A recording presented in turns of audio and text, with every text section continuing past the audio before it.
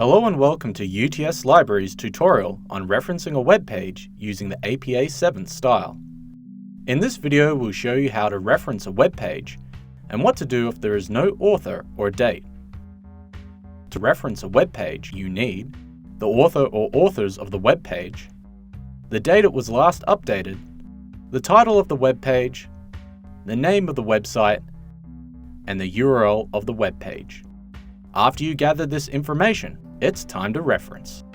Start with the author's surname and the initials of their given names. Then put the year the page was last updated in parentheses. If the web page was given a specific month or a day of publication, list that in your reference too. Next, list the title of the web page in italics. Only capitalize the first word of the web page, the first word after a colon, and any proper nouns.